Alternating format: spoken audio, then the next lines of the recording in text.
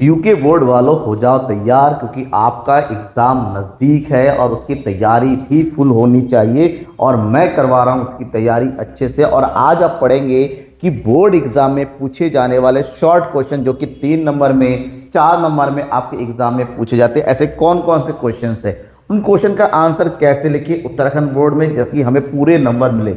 देखिए बेसिकली मैं जो क्वेश्चन बताने जा रहा हूँ वो ऐसे क्वेश्चन नहीं है कि आपको रफली ऐसे बता दिया उठा, ये वो क्वेश्चन जो पिछले कुछ सालों में प्रीवियस ईयर में पूछे गए हुए, वो 2011 से लेके 2024 के बीच में पूछे गए कुछ क्वेश्चंस को उठाया है और ऐसे ही आपको 20 क्वेश्चन दिया। आप चाहेंगे तो पिछले कुछ सालों के क्वेश्चन पेपर उठाएंगे, आप देखेंगे उनमें ये क्वेश्चन लगातार रिपीट हुए। हालांकि क्वेश्चन हम देखेंगे करीब 50 से 60 क्वेश्चन होंगे अलग अलग, लेकिन उसमें से 20 क्वेश्चन लेके आए हूं जो सबसे ज्यादा रिपीट हुए।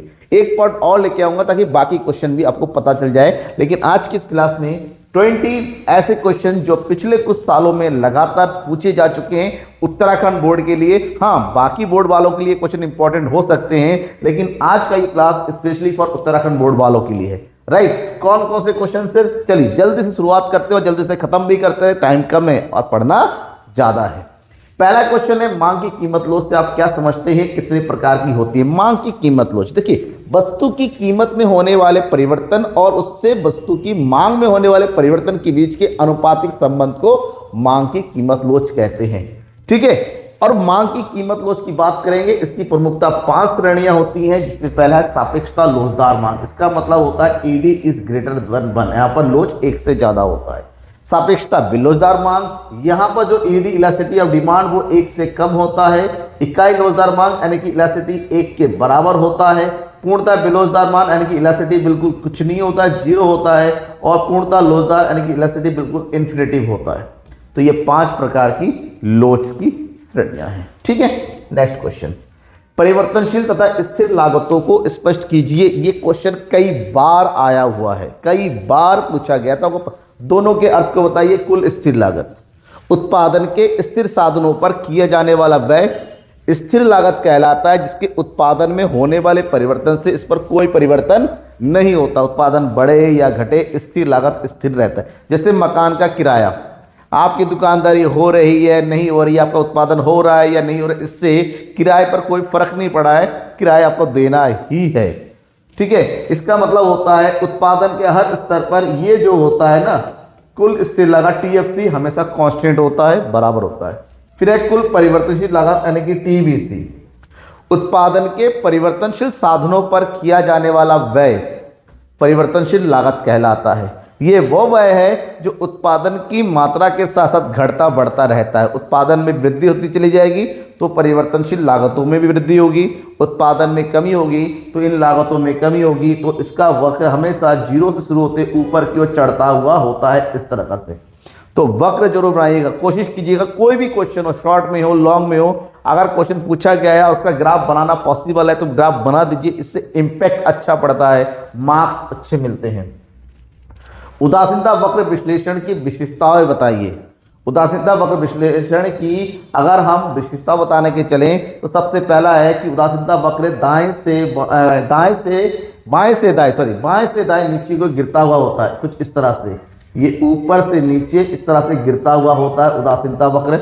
उदासीनता वक्र मूल बिंदु की ओर उन्नतोदर होता है। उन्नतोदर का मतलब होता है ये मूल बिंदु होता है, वो किसी भी एक्स को ये छूता हुआ नहीं होता है। 2 उदासीनता वक्र एक दूसरे को नहीं काटते हैं, एक दूसरे को नहीं काटते हैं। मतलब आप उदासीनता वक्र जैसा भी बना देंगे, भले ही पैरेलल ना हो, लेकिन कोई भी एक दूसरे को कभी काटेगा नहीं। ऊंचे उदासीनता वक्र संतुष्टि के ऊंचे स्तर को स्पष्ट करता है। मतलब उदासीनता वक्र जितना नीचे होगा मतलब संतुष्टि का ग्राफ नीचे है, ये जितना ऊपर होगा यानी कि संतुष्टि उतना ही ज्यादा है। ये उदासीनता वक्र की प्रमुख विशेषताएं हैं। प्रत्यक्ष कर को परिभाषित कीजिए, इसके गुण एवं दोषों को भी बताइए। प्रत्यक्ष कर ऐसे कर होते हैं जहां पर जिस व्यक्ति पर कर लगाया जाता है उसी को उसका भार वहन करना पड़ता है, यानी कि उसी को कर का भुगतान करना पड़ता है। जैसे आय कर लोगों की आय पर लगाया जाता है तो उसी को भुगतान करना पड़ता है। निगम कर हो गया, ठीक है ना, उपहार कर हो गया, संपत्ति कर हो गया, ये सब जो है प्रत्यक्ष कर के उदाहरण हैं, क्योंकि वो व्यक्ति अपने कर को टाल नहीं सकता, किसी और को हस्तांतरित नहीं कर सकता। इसके गुण है, ये प्रगतिशील प्रकृति के होते हैं, मतलब जैसे जैसे इनकम बढ़ती चली जाती है, आय बढ़ती चली जाती है, वैसे वैसे टैक्स भी बढ़ता हुआ चला जाता है। ये अच्छी तरह से परिभाषित होता है कि किस पर कितना टैक्स लगता है, पहले से ही क्लियर होता है। आर्थिक स्थितियों को प्रबंधित करने के लिए एक शक्तिशाली अगर कोई भी आर्थिक आपदा आई तो उस स्थिति में प्रत्यक्ष कर को प्रबंधित करना, मैनेज कर पाना पॉसिबल हो पाता है। इसकी कुछ दोष भी है, कम और काम और निवेश के प्रति हतोत्साहन होता है, क्योंकि टैक्स जितना ज़्यादा होगा लोगों की आय उतनी कम बचेगी, तो इससे थोड़ा सा हतोत्साहन मिलता है। कर चोरी की संभावना बनी रहती है और बचत पर भी विपरीत प्रभाव इसका पड़ता है। ठीक है, नेक्स्ट क्वेश्चन, भारतीय रिजर्व बैंक की शाख नियंत्रण की रीतियों की विवेचना कीजिए अथवा केंद्रीय बैंक के परिमाणात्मक शाख नियंत्रण की उपाय की व्याख्या कीजिए। देखिए, रिजर्व बैंक, भारतीय रिजर्व बैंक या केंद्रीय बैंक देश के शाख को कंट्रोल करने का कार्य करती है। उसके लिए बेसिकली दो मेथड होते हैं, एक परिमाणात्मक और एक होता है गुणात्मक। ठीक है, अगर हम परिमाणात्मक की बात करते हैं या मात्रात्मक की बात करते हैं, इसके अंदर 6 विधियां होती हैं, क्योंकि शॉर्ट में क्वेश्चन आता है 3 या 4 नंबर में, तो 3 या 4 विधियों की बताइए। सबसे पहला है बैंक दर नीति, एक ऐसी नीति जहां पर केंद्रीय बैंक के द्वारा व्यापारिक बैंकों को दीर्घकालीन ऋण प्रदान किया जाता है। ठीक है, अगर हमें मुद्रास्फीति को कंट्रोल करना है तो बैंक दर को बढ़ाया जाएगा, और अगर मुद्रास्फीति को कंट्रोल करना है बैंक दर को घटाया जाएगा। खुले बाजार की क्रिया, एक ऐसी क्रिया जहां पर केंद्रीय बैंक द्वारा सरकारी प्रतिभूतियों को ओपन मार्केट में यानी कि खुले बाजार में क्रय या विक्रय किया जाता है। मुद्रा की मात्रा अगर बढ़ानी है ओपन मार्केट से इसको परचेज कर लिया जाता है, क्रय कर लिया जाता है, और अगर मुद्रा पूर्ति की मात्रा घटानी है तो उसका विक्रय किया जाता है।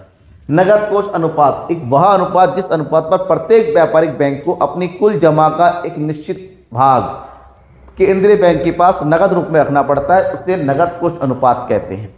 मुद्रा का संकुचन करना है तो नगद कोष अनुपात को बढ़ा दिया जाता है, और मुद्रा का अगर क्या कहते हैं विस्तार करना है मुद्रा पूर्ति का तो उसका कम कर दिया जाता है। सरकारी बजट की राजस्व प्राप्तियों तथा पूंजीगत प्राप्तियों में अंतर स्पष्ट कीजिए। प्रत्येक के 2 उदाहरण दीजिए। राजस्व प्राप्तियां, सरकार के बजट की राजस्व प्राप्तियां वे प्राप्तियां होती हैं जिससे सरकार के संपत्तियों और दायित्व पर कोई भी प्रभाव नहीं पड़ता है, अर्थात ना ही इससे संपत्तियां कम होती हैं ना ही इससे दायित्व बढ़ते हैं। जैसे टैक्स प्राप्तियां होती है, टैक्स से होने वाली प्राप्तियां, या फिर गैर कर टैक्स प्राप्तियां जैसे आयकर हो गया, जीएसटी हो गया, टैक्स प्राप्तियां, इसके अलावा फीस हो गया, पेनल्टीज हो गई, ये गैर कर प्राप्तियां होती हैं। ये सरकार को प्राप्त होने वाली सामान्य प्राप्तियां होती हैं, इससे संपत्ति और दायित्व पर कोई प्रभाव नहीं पड़ता है। जबकि पूंजीगत प्राप्तियां सरकार की वे प्राप्तियां होती हैं जिससे या तो देनदारियां बढ़ती हैं यानी कर्जे बढ़ते हैं, दायित्व बढ़ते हैं, या इसकी परिसंपत्तियों का मौद्रिक संसाधनों में कमी होती है, वो बेचे जाते हैं। जब हम पूंजीगत प्राप्तियों की बात करते हैं इसके अंतर्गत उधार लेना, विनिवेश करना, ऋणों की वसूली करना शामिल होता है। चित्र सहित सीमांत आगम और औसत आगम के संबंधों की व्याख्या कीजिए। अगर हम सीमांत आगम और औसत आगम के संबंधों की बात करते हैं तो सबसे पहला तो है दोनों की ही गणना कुल आगम के माध्यम से होती है, तो पहला संबंध हो गया, आप इसको लिख सकते हैं। और अगर बात है यदि औसत आगम समान स्थिर है तो AR और MR दोनों ही बराबर होता है, AR इक्वल टू MR होता है, और ये स्थिति आती है पूर्ण प्रतियोगिता की स्थिति। यदि AR घट रहा होता है तब AR MR के से ज़्यादा होता है, मतलब ये हुआ कि औसत आगम कम हो रहा है और सीमांत आगम भी कम हो रहा है। इस तरह से तो औसत आगम सीमांत आगम से ज़्यादा होता है, और अगर MR ऋणात्मक होता है लेकिन AR कभी भी ऋणात्मक नहीं होता, यानी कि औसत आगम कभी भी ऋणात्मक नहीं होता है। 3-4 नंबर में आपको ये डायग्राम बनाते हुए इस तरह से स्पष्ट करना है, आपको मार्क्स पूरे मिलते हैं। सीमांत उपयोगिता का अर्थ स्पष्ट कीजिए। सीमांत उपयोगिता विश्लेषण का प्रयोग करके उपभोक्ता संतुलन की शर्तों को बताइए। सीमांत उपयोगिता में सबसे पहले तो सीमांत शब्द का अर्थ समझिए। इसका मतलब होता है एक अतिरिक्त, यानी कि पहले जितना किया था उससे एक ज़्यादा या एक कम। अर्थात किसी वस्तु की अतिरिक्त इकाई के उपभोग से जो अतिरिक्त उपयोगिता की प्राप्ति होती है उसे हम सीमांत उपयोगिता कहते हैं। और सीमांत उपयोगिता की कैलकुलेशन करने के लिए जिस यूनिट का सीमांत उपयोगिता निकालना है उस यूनिट के कुल उपयोगिता में से उसे ठीक पहले वाली कुल उपयोगिता को घटा देना होता है। अब बात करते हैं सीमांत उपयोगिता विश्लेषण के प्रयोग करने की उपभोक्ता संतुलन की शर्तें। देखिए, सीमांत उपयोगिता के नियम के अनुसार ये कहता है कि उपभोक्ता तभी संतुलन में होगा जब जिस वस्तु पर वो जितनी पैसा खर्च करता है उससे वस्तु की सीमांत उपयोगिता, उस पर व्यय किए गए मुद्रा की सीमांत उपयोगिता दोनों ही आपस में क्या हो जाए, बराबर हो जाए। उस स्थिति में ही एक उपभोक्ता संतुलित हो पाता है, क्योंकि जैसे जैसे वस्तु की इकाइयां लगातार प्रयोग करता चल जाता है उससे प्राप्त होने वाली सीमांत उपयोगिता घटती चल, एक ऐसा स्तर कि मुद्रा की सीमांत उपयोगिता और वस्तु की सीमांत उपयोगिता दोनों ही आपस में बराबर है, तो वहीं पर ही क्या होता है, उपभोक्ता संतुलन होता है। उपभोक्ता संतुलन में पैसे की सीमांत उपयोगिता का रुपए मूल्य अच्छे x और अच्छे y के समान होना चाहिए। उपभोक्ता संतुलन में सीमांत उपयोगिता पैसे के संदर्भ की मुद्रा के संबंध में वस्तु के लिए चुकाई गई कीमत x के बराबर होनी चाहिए, यानी कि हमारा MUX और PX दोनों ही बराबर होने चाहिए। तो ये जो आंसर है यहाँ पर आपको लिखेंगे, परफेक्टली गारंटी देता हूँ कोई नंबर आपका नहीं काट सकता। एक कारक के प्रतिफल से क्या अभिप्राय है, व्याख्या कीजिए। एक कारक, इसको एक साधन परिवर्तन अनुपात का नियम भी कहते हैं। अल्पकालीन उत्पादन फलन का नियम है, जिसके अंतर्गत उत्पादन के कुछ साधनों को स्थिर रखकर केवल एक साधन में परिवर्तन किया जाता है, जिससे उत्पादन की मात्रा में भी परिवर्तन होता है, जिसे एक कारक प्रतिफल के नाम से जानते हैं, क्योंकि एक साधन में परिवर्तन से ही उत्पादन की मात्रा में परिवर्तन होता है। यहाँ जो परिवर्तन होता है उसकी तीन स्थितियां हैं, जिसको तीन अलग अलग नियम कहा जाता है। एक साधन के बढ़ते प्रतिफल या उत्पत्ति वृद्धि नियम, एक साधन के स्थिर प्रतिफल अथवा उत्पत्ति समता नियम, और साधन के घटते प्रतिफल या फिर उत्पत्ति ह्रास नियम के नाम से इसको जाना जाता है, जो कि अल्पकालीन अवधारणा है। कुल आगम और कुल लागत विधि द्वारा फर्म का संतुलन कैसे निर्धारित होता है। देखिए, प्रत्येक फर्म यानी कि उत्पादक यानी कि विक्रेता का संतुलन का एक ही शर्त होती है कि एक विक्रेता जब अधिकतम लाभ अर्न करता है, अधिकतम लाभ की प्राप्ति करता है। हर एक उत्पादक चाहता है कि उसकी उत्पादन क्रिया के द्वारा उसके लाभ ज़्यादा हो और उसकी हानियां कम हो। तो जब कुल आगम कुल लागत रीति का मतलब करते हैं एक ऐसी स्थिति जहां पर कुल आगम में से कुल लागत को घटाएंगे और घटाने के बाद अधिकतम लाभ की प्राप्ति होती है, उस स्थिति को ही हम उत्पादक के संतुलन के नाम से जानते हैं। ठीक है, मतलब उत्पादन के प्रत्येक स्तर पर कुल आगम और कुल लागत के बीच का अंतर निकालते हैं, और जिस अंतर पर जहां पर अंतर सबसे ज्यादा होता है उसी को ही उत्पादक संतुलन के नाम से जानते हैं। कुछ इस तरह से, क्योंकि हमें पता है कि पूर्ण प्रतियोगिता में कुल आगम बिल्कुल एक जैसा होता है, ये कुल आगम वक्र हो गया, जबकि कुल लागत वक्र पहले कम होता है फिर घटता हुआ होता है। तो एक ऐसी स्थिति जहां पर दोनों के बीच में सबसे ज्यादा अंतर हो, ये वाला पॉइंट, ये हो गया K, ये हो गया R, ये वाला जो पॉइंट होता है यहीं पर पॉइंट, उसको क्या हो रहा है, उत्पादक को अधिकतम लाभ की प्राप्ति हो रही है। क्या हो रही है, अधिकतम लाभ, और इसी अधिकतम लाभ वाले बिंदु पर ही एक उत्पादक संतुलन में होगा। स्फीतिक अंतराल एवं अविस्फीतिक अंतराल में अंतर स्पष्ट कीजिए।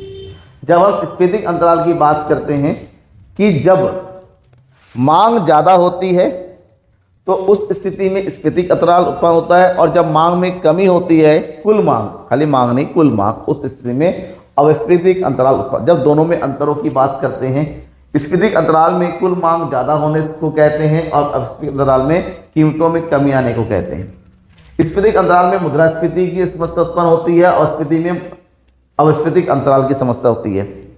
स्फीतिक अंतराल में मांग अधिक और कीमत में वृद्धि को दिखाया जाता है, जबकि अविस्फीतिक अंतराल में उत्पादों की कमी होती है, ठीक है, बेरोजगारी में वृद्धि होती है। तो इसके पीछे प्रमुख अंतर है, दोनों के अर्थ के बारे में लिखिए, अंतर अपने आप पता चल जाता है। प्रत्यक्ष कर अप्रत्यक्ष कर क्या है, प्रत्येक के दो धर्म दिए। प्रत्यक्ष कर को ऑलरेडी पढ़ चुके हैं क्योंकि ये इंपॉर्टेंट है, कई बार पूछा गया तो को जरूर पढ़ना है। प्रत्यक्ष कर पढ़ चुके हैं कि प्रत्यक्ष कर एक ऐसा मूल्यांकन जो एक व्यक्ति या संघ उस संस्था को सीधे भुगतान करता है जिसने इस पर लगाया था, डायरेक्टली जिस पर लगाया जाता है उसी को भुगतान किया जाता है। जबकि अप्रत्यक्ष कर एक ऐसा व्यय है जो उत्पादों और वस्तुओं पर ग्राहक तक पहुंचने से पहले लगाया जाता है, यानी कि इनडायरेक्टली जिस पर लगाया किसी और पर जाता है, भुगतान कोई और करता है, जैसे वस्तु और सेवा कर, ठीक है, सीमा शुल्क हो गया, मनोरंजन कर हो गया, ये सब जो है अप्रत्यक्ष कर के उदाहरण है। औसत लागत एवं सीमांत लागत के संबंध को चित्र सहित स्पष्ट कीजिए। तो जब दोनों के संबंध की बात करते हैं, सबसे पहला संबंध है कि दोनों की गणना कुल लागत के द्वारा की जाती है, जहां पर AC इक्वल टू होता है TC अपन क्यू और MC इक्वल टू होता है डेल्टा TC अपन डेल्टा क्यू। दूसरा, जब औसत लागत वक्र गिरता है तो सीमांत लागत वक्र एक सीमा तक गिरता है।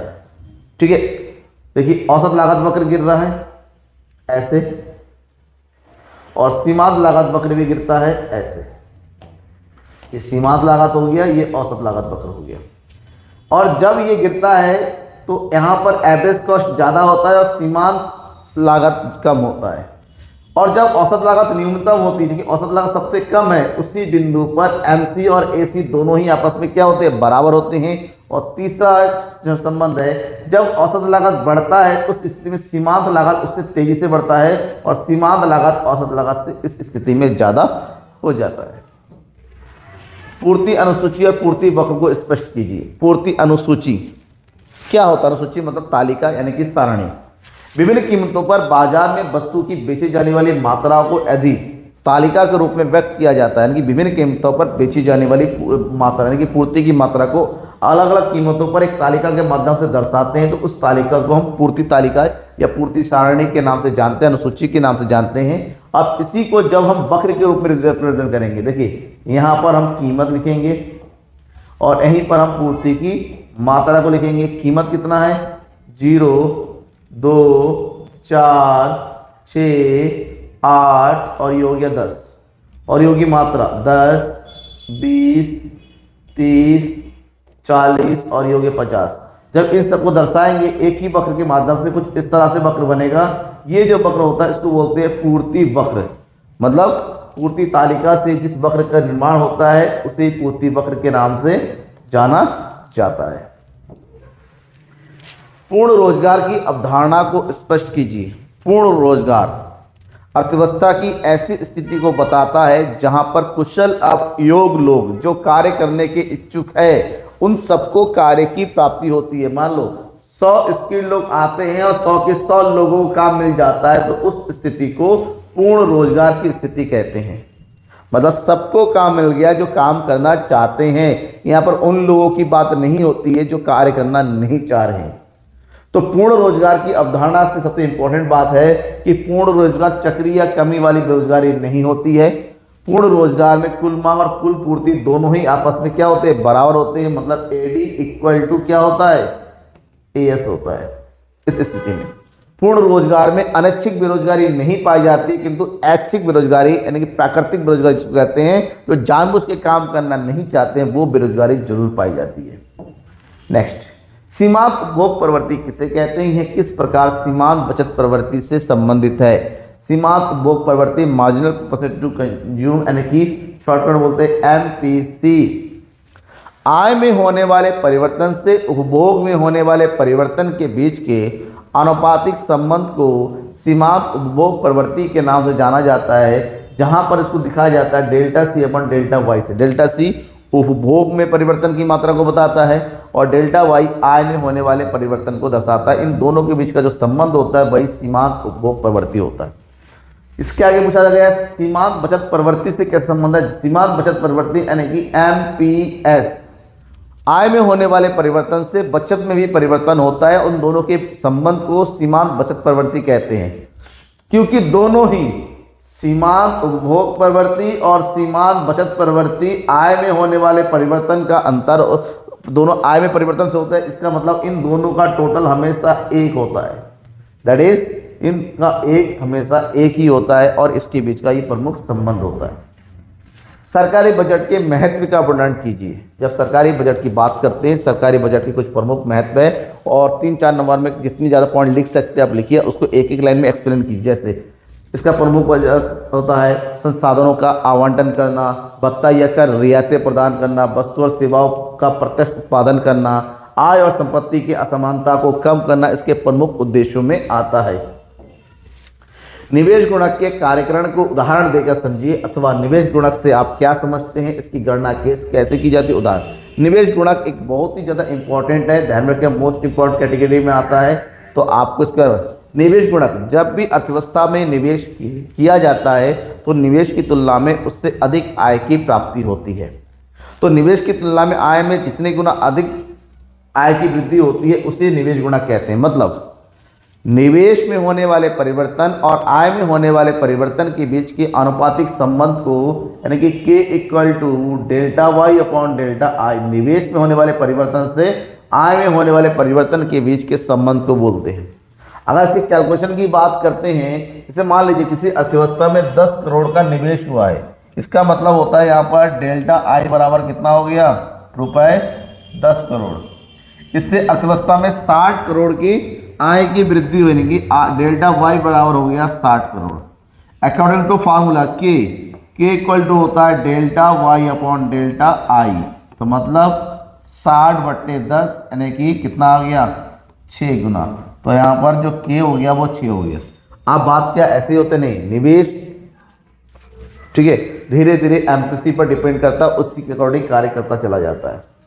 विदेशी विनिमय बाजार किसे कहते हैं, स्पष्ट कीजिए। वह बाजार जहां पर विभिन्न देशों की राष्ट्रीय मुद्राओं का लेन देन होता है, क्रय विक्रय होता है, उसे विदेशी विनिमय बाजार के नाम से जाना जाता है। और जब विदेशी मुद्रा बाजार में एक संस्थागत प्रबंध होता है तो 24/7 और काम करता है, जिसमें किसी भी देश के किसी प्रकार का हस्तक्षेप नहीं होता है और निर्बाध प्रकार से काम करता है।